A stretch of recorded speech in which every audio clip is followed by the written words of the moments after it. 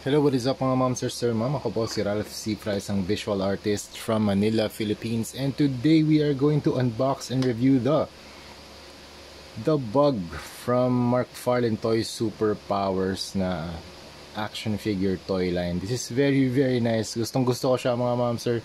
Look at the shape. It's really a bug shape na vehicle from the Superpowers. And ito si Blue Beetle. Ito yung 4.5 inch na action figure that can fit dun sa loob. And marami siyang features. First, measure muna natin yung kanyang length. Ang length niya ay around 11 inches. Tapos yung kanyang width, yung body width 6 inches. Pero pag kasama yung legs, pang 11 inches din. Tapos yung kanyang depth. Ay teka. Tall. 5 inches tall, 11 inches yung length ng body. Tapos 11 inches din yung yung length ng kanyang body width. Ay, yung body width niya pala, sorry. Marami siyang features. Una-una, meron siyang antenna. Medyo ingat lang kayo dito, medyo matalas siya. And na-open yung kanyang likod. Yan, meron din ditong I love NY. First, yung paint and yung structure. Very solid structure. Walang loose na mga joints. And I really love the shape. The aesthetic na super retro. And with very large eyes. Translucent orange yung ginamit nilang plastic dito. Meron pa siyang hexagonal shape na mouth. And the legs are very sturdy. Na pwede mo rin siyang i-articulate. Meron sa ilalim, meron ding shape ng logo ng Blue Beetle.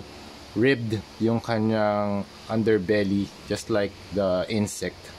Tapos itong rope na to, pwede mong hilahin. Yan, para pag nagde-deploy si Blue Beetle sa baba, or pwede rin sa ground.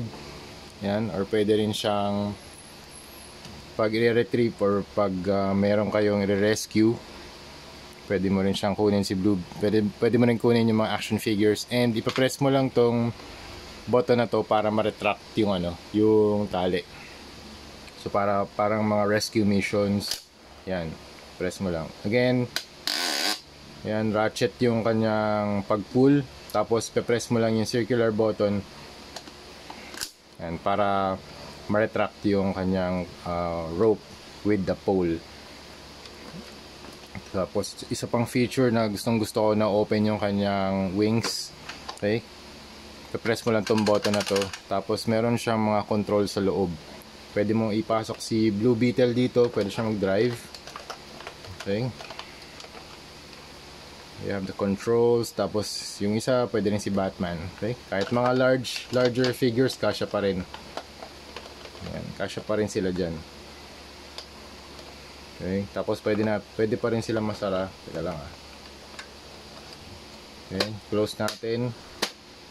Yan. Tapos okay yung interior niya maluwag. May mga stickers, you have the sticker here. Tapos makikita nyo rin yung attachment ng mga pegs sa kanyang legs naman. Tapos may design din yung loob. Stickers dito sa middle part and dun sa control booth.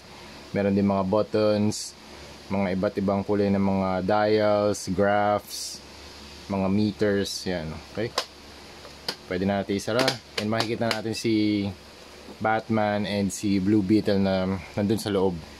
That's very nice touch. Super natutuwa ako dito sa vehicle na to from Superpowers. And ganda ng aesthetic niya. Very circular. Circular yung shape. Tapos dito sa mas likod, mas pointed yung kanyang tail. And then marami siyang features like yun nga, moving legs. Pwede mo mabuksan yung kanyang wings. And then very large translucent na eyes. Tapos pwede mo pang gamitin tong rope bar for rescue purposes. Ayan. Tapos pwede siyang ma-retract using the circle button sa ilalim din. Okay, it's very nice touch. Okay, so again, this is the Bug from McFarlane Toys Superpowers. Kung meron kayong makita nito sa market, kunin nyo ng mga moms, are super nice sa inyong McFarlane Toys na super power na vehicle collection. Next na re-review natin ito, Batmobile naman. Okay, so thank you very much for watching and see you sa next video. Bye bye.